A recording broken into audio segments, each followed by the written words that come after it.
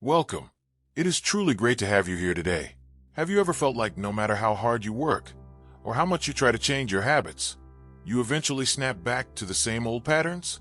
It is a frustrating cycle, like an invisible rubber band, pulling you back to a version of yourself you thought you had outgrown. If that sounds familiar, you are in exactly the right place. Today, we are diving deep into a concept that changed the way the world understands personal growth and human potential. We are talking about the idea that your outer world is a direct reflection of your inner blueprint. The main purpose of the work we are exploring today is to show you that you possess an internal success mechanism that is far more powerful than your willpower alone. This book teaches that you are not a victim of your past or your personality, but rather the operator of a sophisticated mental guidance system. To truly change your life, you don't just change your actions. You change the self-image that dictates those actions. There are a few high-level ideas that form the foundation of this entire philosophy. First, the discovery of the self-image. Think of it as a mental photograph you carry of yourself. It defines what you believe you can and cannot do. Second, the concept of the brain and nervous system as a servo mechanism. This is a goal-seeking system that, when given a clear target, works automatically to achieve it. Finally, we look at the power of synthetic experience, the idea that your mind cannot distinguish between a real experience and one imagined vividly and with detail. In this classic work, Maxwell Maltz draws from his background as a plastic surgeon to reveal why changing a person's physical appearance often fails to change their life unless the inner face is healed first. He realized that the scars we carry on the inside are often more restrictive than the ones on our skin. By understanding how to perform spiritual plastic surgery on our own self-conception, we unlock a version of ourselves that is capable, confident, and free from the weight of past failures. As we get started, if you find this summary helpful and want to see more content like this, please take a moment to like this video, share it with someone who might need it, and subscribe to the channel. Now, let's begin this journey into the mechanics of the mind. Main summary: the mechanics of the self-image. The foundation of the self-image. To understand how our lives take shape, we must first understand the concept of the self-image. This is the blueprint of our personality. Every human being has a mental picture of themselves. You might not be consciously aware of it, but it is there, etched into your subconscious. This image was built out of your past experiences, your successes, your failures, your humiliations, and the way other people reacted to you, especially during your early years. Once an idea or a belief about yourself goes into this picture, it becomes truth as far as you are concerned. You don't question its validity. You simply act as if it is true. This is important because all your actions, feelings, and even your abilities are always consistent with this self-image. You will always act like the person you conceive yourself to be. No matter how much willpower you use, you cannot act against this internal picture for very long. If you see yourself as a failure-type person, you will find a way to fail, even if opportunity is handed to you on a silver platter. If you see yourself as someone who is bad at math or socially awkward, your nervous system will find a way to prove that you are right. The self-image sets the boundaries of what is possible for you. It is the ceiling on your achievement. To give a simple example, consider a student who struggles with a specific subject. They might study harder than anyone else, but if they have a firm self-image of being dumb in that subject, they will experience a sort of mental block during the exam. Their internal computer is programmed for a specific result, and it will work hard to ensure that result is met, regardless of their conscious effort. Now we move to the next point, which explores the actual machinery within us that carries out the orders given by our self-image. Understanding this blueprint is only the first step. Next, we must look at how our brain functions as a goal-seeking device. The automatic success mechanism.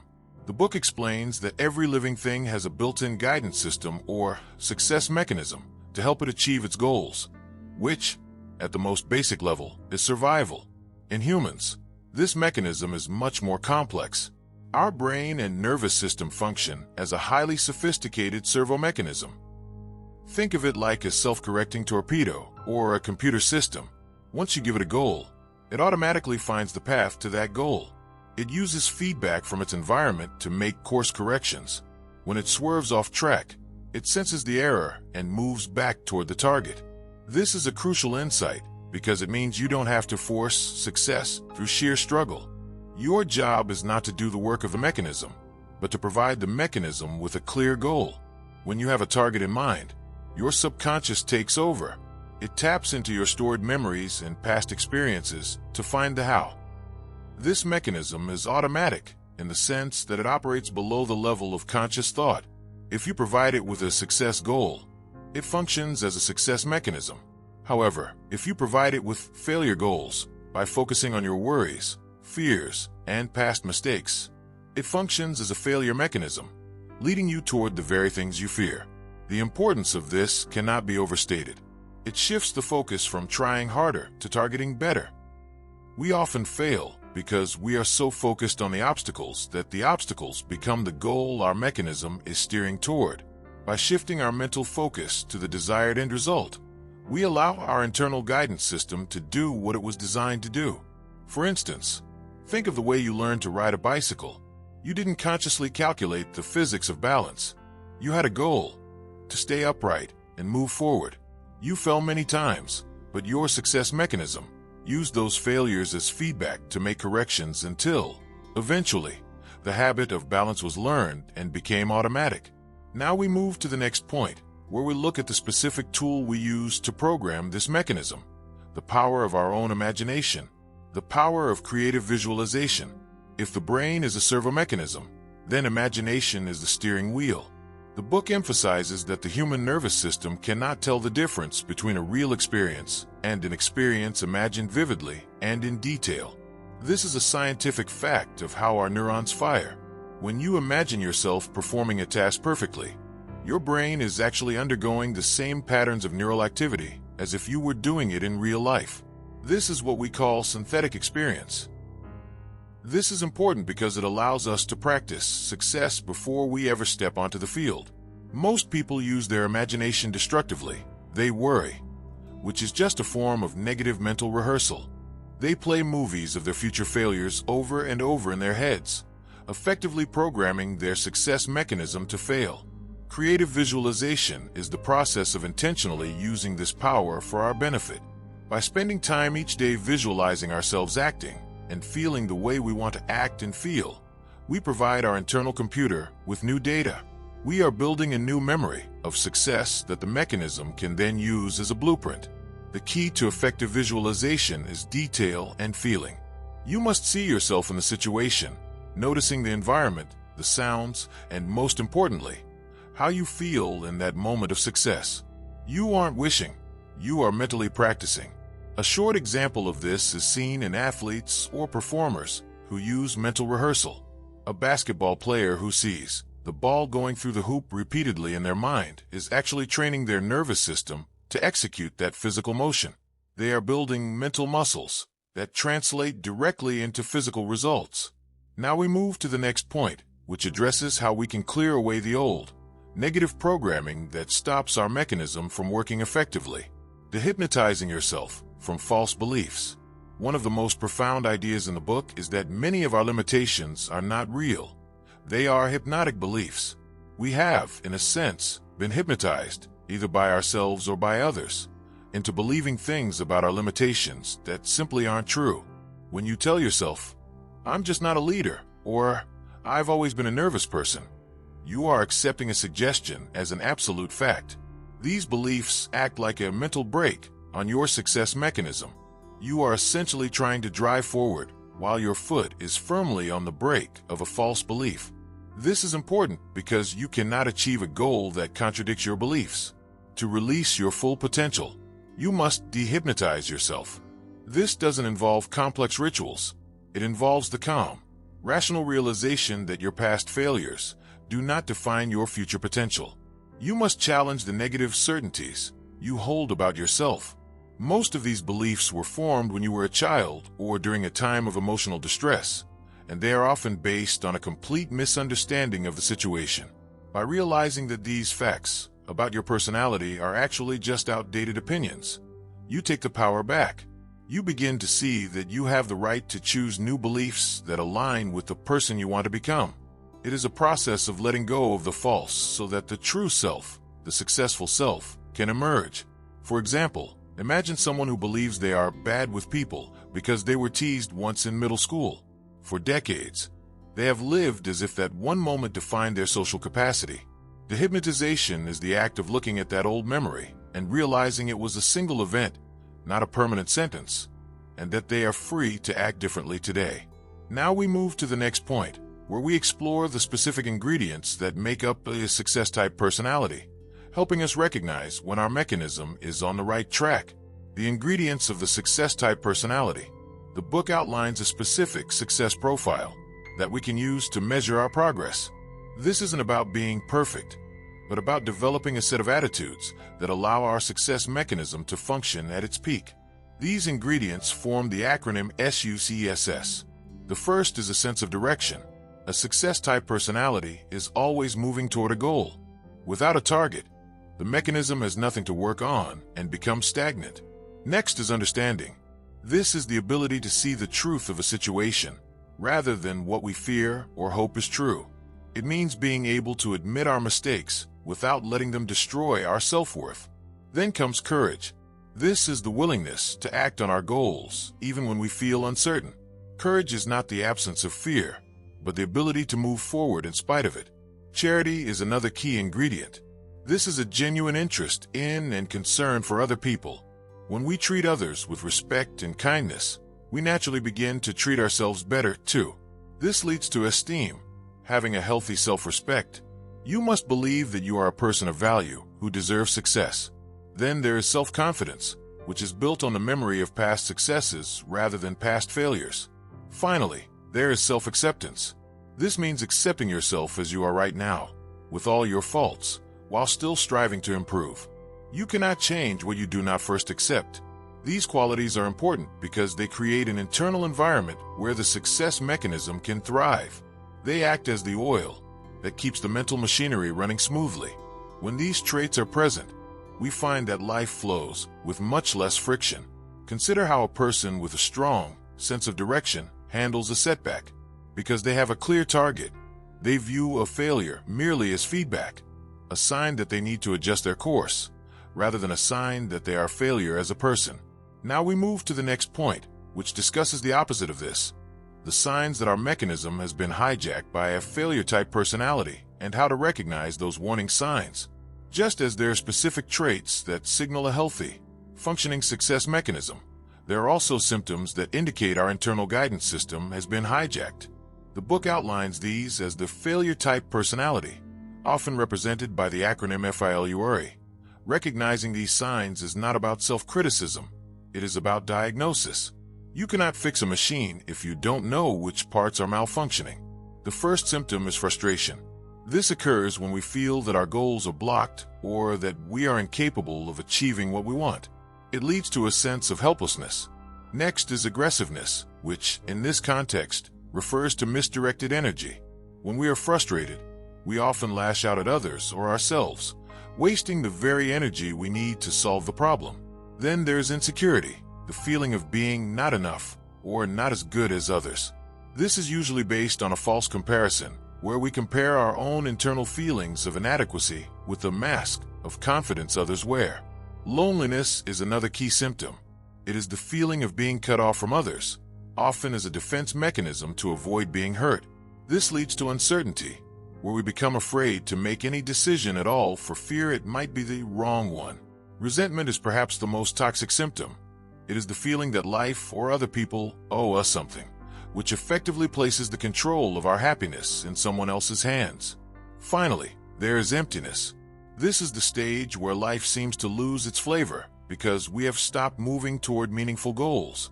Understanding these symptoms is important because it allows you to catch yourself before you drift too far off course. When you feel resentment or insecurity bubbling up, you can recognize it as a malfunction of your guidance system rather than the true reflection of reality. By identifying the symptom, you can apply the corrective success trait, such as courage or understanding, to get back on track. For example, if you find yourself feeling deep resentment toward a colleague's success, You can realize that this failure symptom is actually a sign that you have lost your own sense of direction. Instead of focusing on them, you redirect that energy back toward your own targets.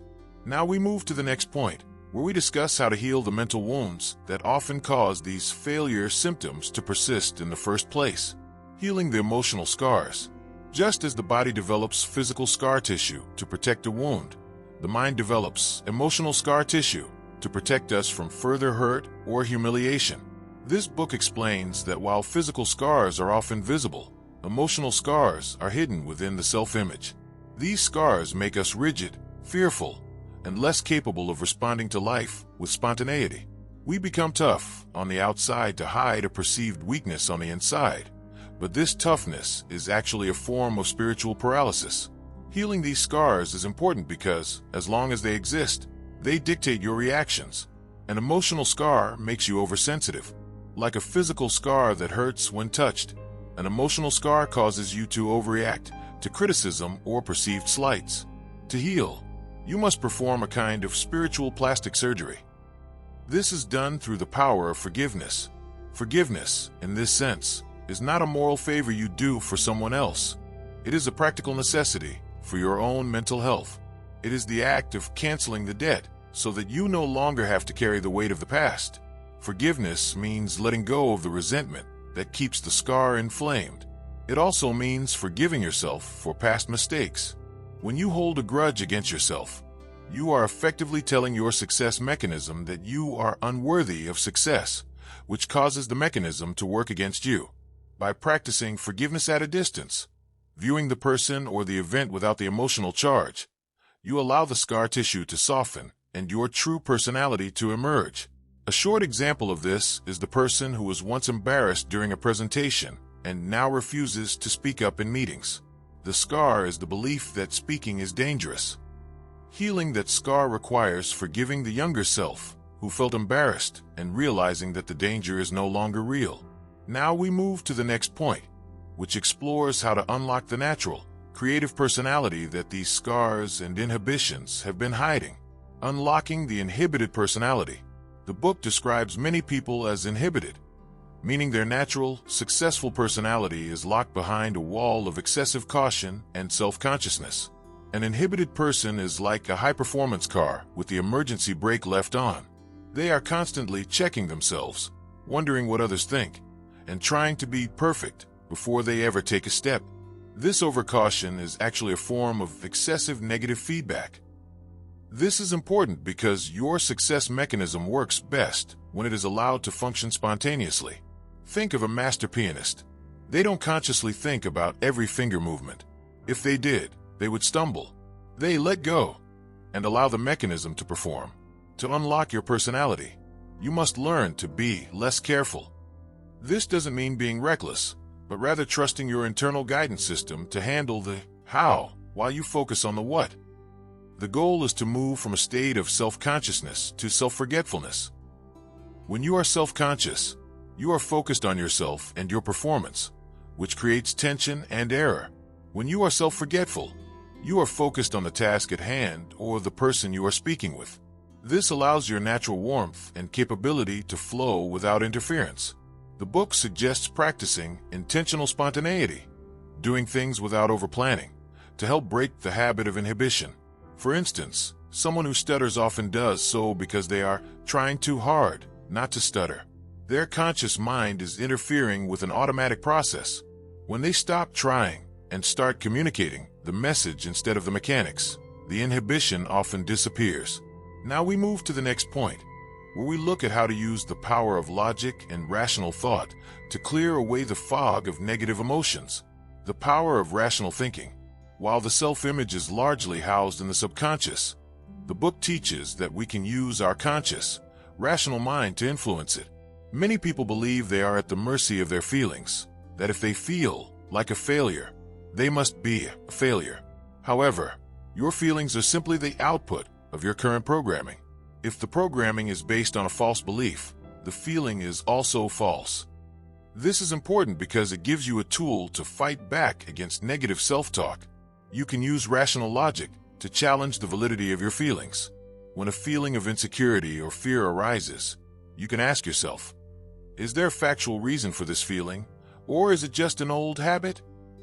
By examining the evidence for your negative beliefs, you often find that they are based on thin air or ancient history. Rational thinking allows you to veto the negative suggestions your subconscious sends you. You don't have to believe every thought that enters your head. By consistently using logic to disprove your negative self-conceptions, you eventually starve those beliefs of their power. The rational mind acts as the gatekeeper. It decides what information is allowed to reach the success mechanism. If you consciously insist on the truth that you are capable, that mistakes are just lessons, and that the past does not equal the future, your subconscious will eventually accept this as the new truth. For example, if you feel a surge of anxiety before a new project, you can rationally list your past successes and the skills you possess. By focusing on these facts, the feeling of anxiety loses its authority because it is no longer supported by your conscious logic. Now we move to the next point, which explains a practical technique for mental rest and rejuvenation, creating a quiet room in your mind, creating your mental sanctuary. In the modern world, we are constantly bombarded with stimuli, stress, and demands. The book suggests that to keep our success mechanism functioning smoothly, we need a place of absolute retreat. This isn't a physical place, but a mental one, a quiet room within the mind. This is a visualization technique where you imagine a place of perfect peace, beauty, and safety.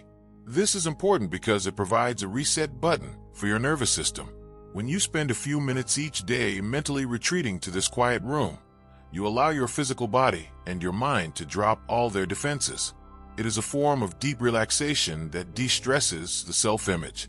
In this mental room, there are no problems to solve, no critics to please, and no past to regret. It is a space where you can simply be. By practicing this, you develop a psychic umbrella that you can carry with you into the real world. Even in the midst of a chaotic day, you can briefly glance at your mental quiet room to regain your composure and balance. This prevents your success mechanism from becoming overheated by constant stress. It keeps you cool, under pressure, because you know you have a sanctuary that nothing can touch. Imagine a busy executive who takes 2 minutes between meetings to close their eyes and visualize a calm, sun-drenched beach. This brief mental vacation lowers their blood pressure and clears their mind, allowing them to enter the next meeting with clarity rather than residual stress from the previous one. Now we move to the next point, where we examine how to handle a crisis and why some people perform better under pressure while others crumble. Turning crisis into opportunity. A crisis is simply a situation that requires a high level of performance or has a significant consequence. The book explains that whether a crisis helps or hinders you depends entirely on your preparation and your self-image. Some people have a crisis mechanism that kicks in, giving them superhuman focus and energy. Others experience crisis paralysis. The difference lies in how they have practiced in their imagination beforehand. This is important because life will inevitably present challenges. If you wait until the crisis arrives to try and build your confidence, it is often too late. However, if you have spent time in dry run practice, visualizing yourself handling difficult situations calmly and competently, your success mechanism will view the crisis as just another goal to be achieved. You learn to react to the challenge rather than react to the fear. The book suggests that we should practice without pressure so that we can perform under pressure. By mastering your skills and your mental state in low-stakes environments, you build the mental muscle necessary for the big moments. In a crisis, you don't rise to the level of your expectations.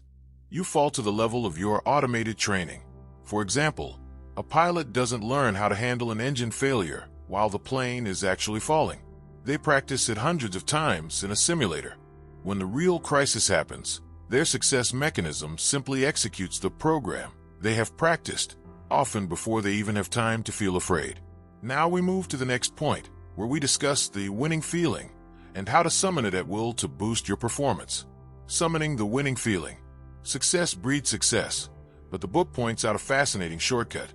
You don't need a current success to feel the winning feeling.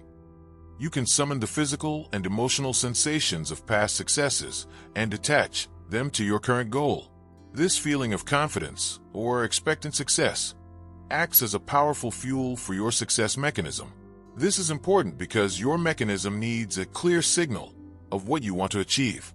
A winning feeling is the most potent signal you can send. When you remember a time when you felt proud, capable, and victorious, your body actually recreates the chemistry of that moment. By holding on to that feeling while you think about your future goals, you are literally programming your nervous system to expect a successful outcome. This isn't about positive thinking in a vague way. It is about physiological anchoring. You are using your memory as a laboratory to produce the feeling of certainty that is required for top-tier performance. If you can move into a task already feeling like a winner, your success mechanism will work to make that feeling a reality. Think of a salesperson who, before an important call, takes a moment to remember the time they closed their biggest deal. They don't just remember the facts, they feel the excitement and the click of success. Carrying that vibration into the new call changes their tone, their confidence, and ultimately their results. Now we move to the next point, which discusses the importance of living rather than just existing, and how to find the courage to be yourself. The book posits that one of the most significant barriers to a functioning success mechanism is the fear of being different, or the desire to conform to a standard that doesn't fit our true nature. Maxwell Maltz explains that many people live in a state of constant self-impersonation. They are so busy trying to live up to an idealized version of who they should be that they never allow the person they actually are to breathe. This creates a massive internal conflict that drains energy and stalls progress. This is important because your success mechanism is uniquely yours. It cannot function effectively if it is trying to solve someone else's problems or achieve someone else's goals. Authenticity is not just a moral choice. It is a functional requirement for mental health. When you have the courage to accept your own unique set of strengths, weaknesses, and quirks, you stop fighting yourself. This internal peace allows your creative mechanism to focus all its power on the targets that actually matter to you.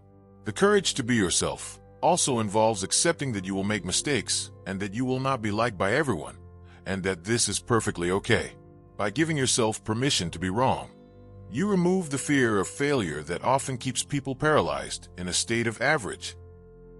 You realize that your value as a human being is independent of your performance or the approval of others. For instance, consider a professional who feels pressured to be an extroverted, aggressive leader because that is the corporate image, even though their natural strength lies in quiet, analytical observation. When they stop trying to act like an extrovert and start leading through their natural insight, they often find that their effectiveness and their happiness skyrockets.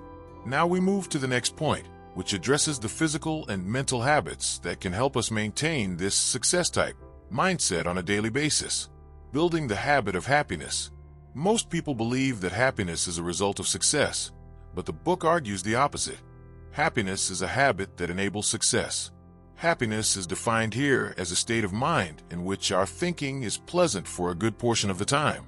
It is a mental lubricant for the success mechanism. When we are in a state of happiness or contentment, our brain and nervous system function more efficiently. We are more creative, more resilient, and more capable of solving problems. This is important because habits are built through repetition. If you practice being miserable, worried, or resentful, you become an expert at those states. Your nervous system learns to trigger those responses automatically. To build the habit of happiness, you must consciously choose to focus on pleasant thoughts and small victories every day. This isn't about ignoring reality. It is about choosing which parts of reality you will give your attention to.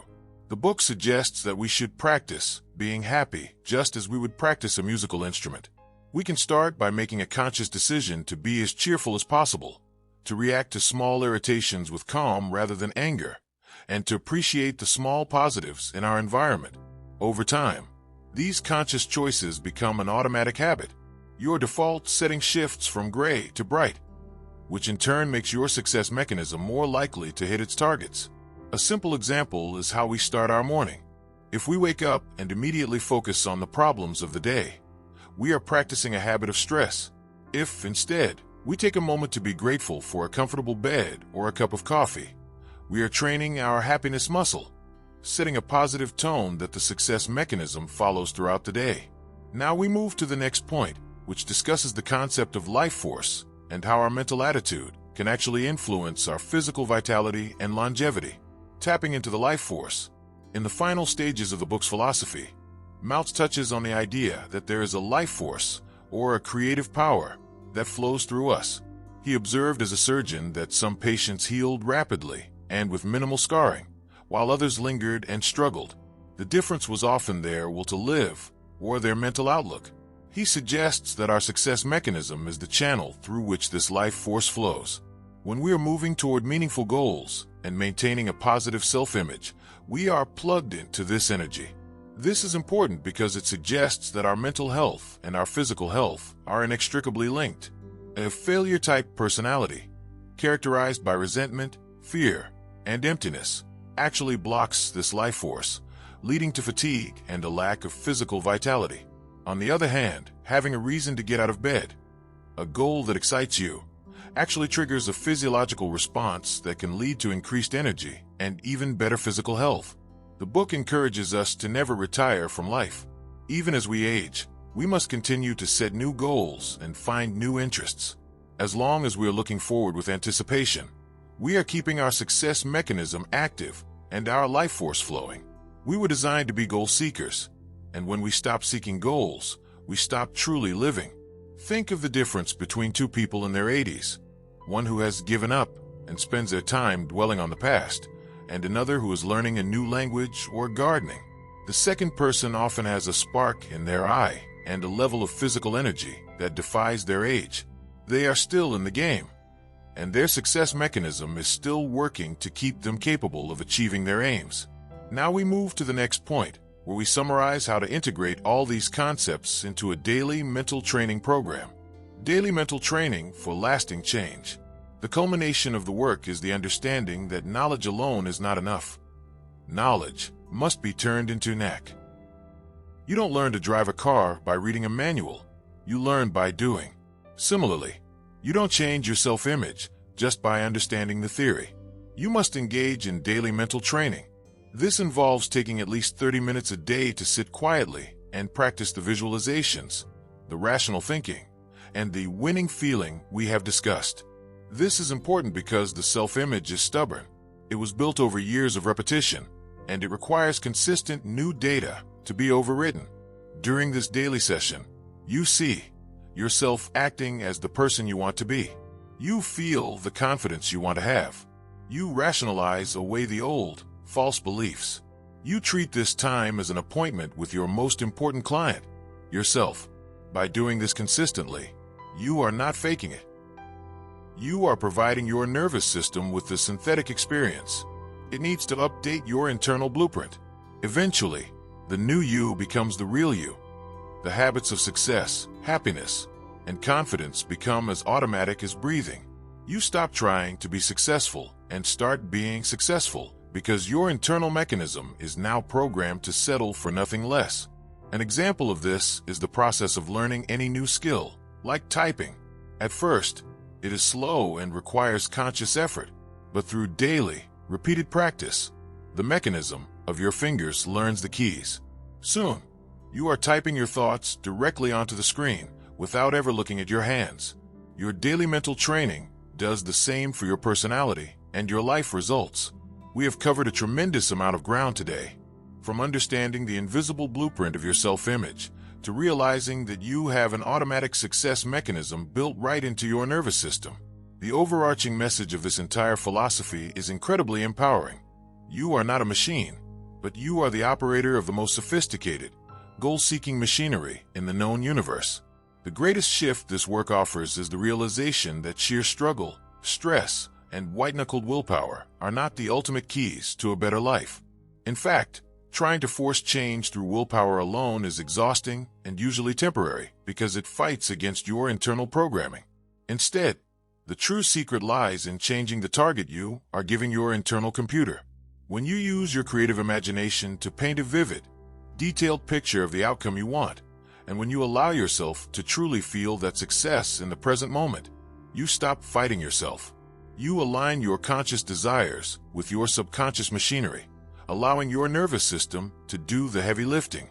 We also explored the vital importance of clearing out the old, faulty programming. You cannot steer a ship forward if the anchor of the past is still dropped. By dehypnotizing yourself from false, negative beliefs, and by actively choosing to forgive past humiliations and failures, you remove the emotional scar tissue that has been acting as a brake on your potential. You stop acting out the symptoms of the failure-type personality, the frustration, the insecurity, the resentment, and instead cultivate the success-type, traits like courage, charity, and self-acceptance. You grant yourself the freedom to be your authentic self, releasing the heavy burden of constantly trying to be someone else. But as we discussed in our final points, none of this philosophy works without your active, daily participation. The concepts here are not just interesting ideas to think about once and forget. They are practical tools designed to be picked up and used every single day. Visiting your mental quiet room to relieve stress, using your rational mind to aggressively challenge negative thoughts, and intentionally summoning the winning feeling before a big event. These are the daily exercises of mental champions. You are essentially rewriting the deep software of your own mind, and that requires the consistency of daily mental training. Remember the core premise. You were biologically and psychologically engineered for success. You were built with a forward-moving life force that naturally wants to overcome obstacles, solve problems, and achieve meaningful goals. The only thing that has ever truly stood in your way is a faulty self-image, a simple misunderstanding of your own immense capabilities, built on outdated feedback. Now that you know how the mechanism works, you are fully back in the driver's seat. You no longer have to be a victim of your past experiences or your old anxieties. You have the power to feed your mind the right goals, to practice success in the private theater of your imagination, and to finally step into the life you were always capable of living. You have the blueprint. Now it is time to build.